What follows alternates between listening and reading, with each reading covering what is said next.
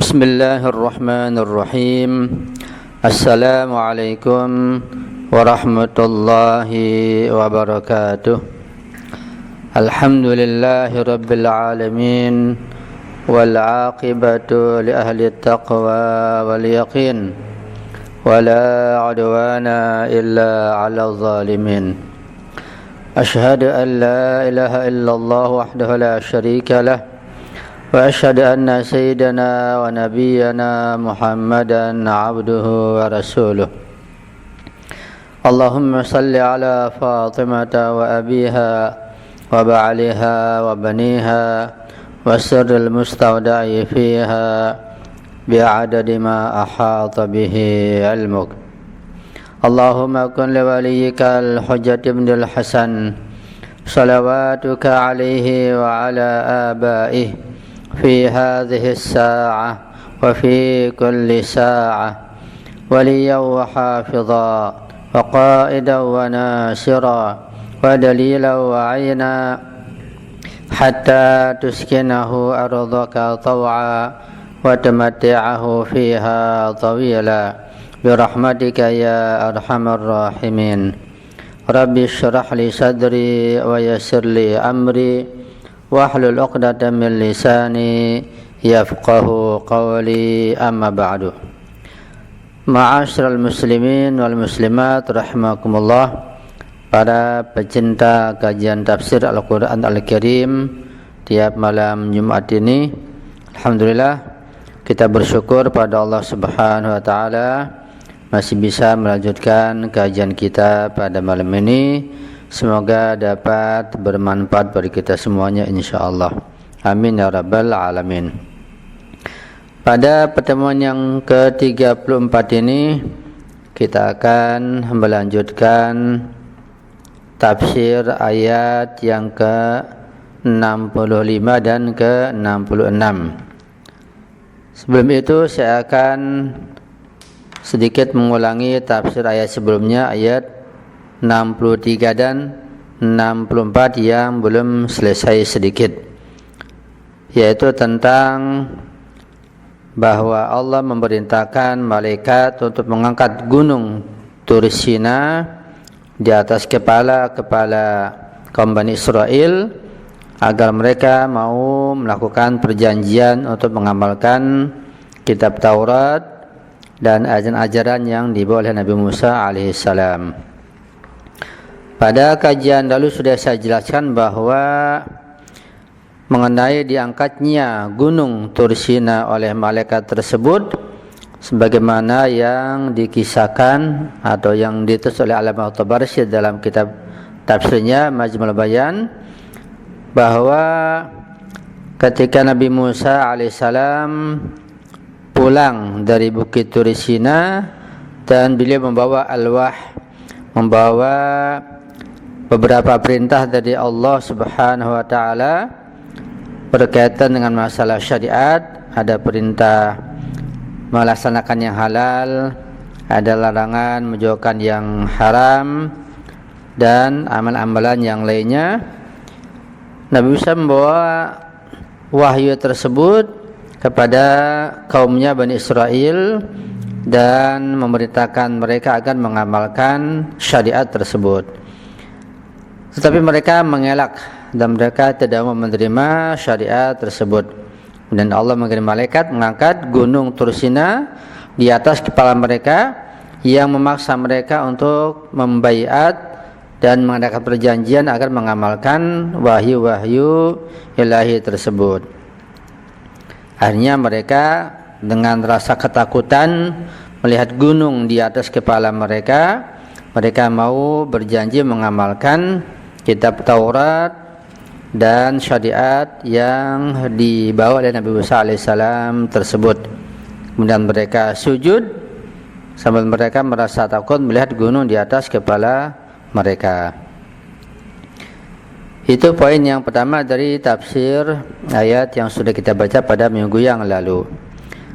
Kemudian poin yang kedua, ada yang mengatakan apabila mereka mengadakan perjanjian misak untuk mengamalkan kitab Taurat dan perintah Allah tersebut dengan ancaman akan ditimpakan gunung ke atas kepala mereka, berarti ini mereka berjanji dengan paksaan. Ini tidak benar, ini tidak baik, karena terpaksa, bukan dengan kesadaran. Nah, jawabannya adalah bahwa kaum Bani Israel adalah kaum atau bangsa yang betul-betul menentang dan sebagai kaum yang pembangkang, sehingga mereka merasa congkak, sombong, keras kepala, dan tidak mentaati perintah-perintah Nabi Musa yang datang dari Allah Subhanahu wa taala. Nah, pada kondisi mereka betul-betul membangkang dan merasa congkak, selalu mengelak, maka diperlukan adanya ancaman semacam ini. Itulah pendidikan dari Allah kepada umat manusia. Artinya, ketika suatu kaum tetap membangkang, menentang dan bersikeras, maka perlu adanya ancaman. Ketika seorang pendidik ketika menghadapi seorang anak didiknya yang betul-betul nakal, bandel, atau katakanlah tidak punya adab, tidak punya sopan santun, sudah dikasih peringatan, dikasih nasihat dengan lemah lembut, kemudian perlu adanya ancaman. Jadi ancaman itu diperlukan pada kondisi seperti itu. Ya, jadi ini tidak dianggap sesuatu yang sebagai paksaan. Karena toh berikutnya juga ini bukan masalah akidah, tapi masalah amaliyah, masalah pengamalan syariat. Kalau masalah akidah tidak mungkin dan tidak boleh ada pemaksaan. Masalah amaliyah pada kondisi tertentu harus ada paksaan atau ancaman. Ya, itulah ajaran dari Allah Subhanahu wa taala, agar berikutnya mereka dapat mengamalkan dengan kesadaran, dengan kehendak dan ikhtiar mereka. Pada awalnya dengan ancaman, nanti diberikan nasihat, diberikan kesadaran, diberikan bimbingan, sehingga amal-amal yang mereka kerjakan berikutnya akan dengan kesadaran, dengan dasar ikhtiar dan kehendak mereka. Itu secara singkat, itu jawabannya. Itu poin yang kedua. Yang ketiga, tentang ungkapan mengambil syariat dengan quwwah, yaitu ada ungkapan khudhu ma atainakum biquwwah. Kata Nabi Musa kepada mereka, ambillah ajaran-ajaran yang aku sampaikan ini dengan quwwah, dengan kekuatan. Ya. Terkait masalah ini, Imam Ja'far bin Muhammad As-Shadiq alaihissalam ditanya oleh salah seorang murid dan sahabatnya tentang maksud bil quwwah ini.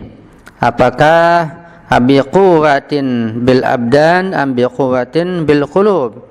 Apakah dengan kekuatan badan, kekuatan fisik, ataukah dengan kekuatan hati, kekuatan iman? Imam Ja'far As-Shadiq alaihissalam menjawab, bihima jami'an, yaitu dengan kekuatan kedua-duanya. Yaitu ambillah syariat dengan kekuatan fisik dan badan, juga dengan kekuatan hati dan iman. Wa hadzal amrul ilahi yattajihu ila kulli atba'il adyan al-ilahiyah. Dan berita semacam ini, yaitu perintah mengambil syariat dengan kekuatan fisik dan kekuatan hati dan iman, itu juga berlaku dan ditujukan pada semua syariat, pada semua orang yang memeluk agama samawi pada setiap zaman dan setiap tempat. Wa yutlabu minhum ayat tajahhazu bil quwwa al madiyah wal quwwa al ma'nawiyah ma'an. Dan mereka, itu para pengikut syariat agama samawi, diminta agar menyiapkan kekuatan mereka, baik kekuatan materi, kekuatan fisik maupun kekuatan ma'nawiyah, kekuatan iman, kedua-duanya, untuk dapat melaksanakan wahyu dan perintah Allah Subhanahu wa taala dan menjauhkan larangan-larangannya. Lisyanati khatti tauhidi wa iqamati hakimiyatillahi fil ardh. Tujuannya adalah untuk menjaga garis atau dasar-dasar tauhid dan untuk mendirikan hakimiyah atau kekuasaan pemerintahan Allah Subhanahu wa taala di muka bumi ini.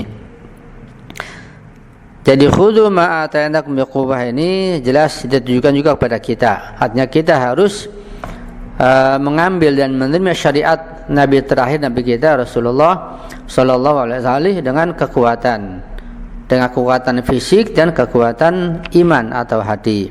Ya, karena itu untuk dapat melaksanakan berbagai macam perintah dalam syariat dan menjauhkan semua larangannya harusnya kekuatan tenaga, kekuatan fisik, kekuatan lahir dan juga kekuatan batin, yaitu kekuatan iman, kekuatan pengetahuan. Ya, itu mengenai tafsir khudhu ma atainakum biquwwah.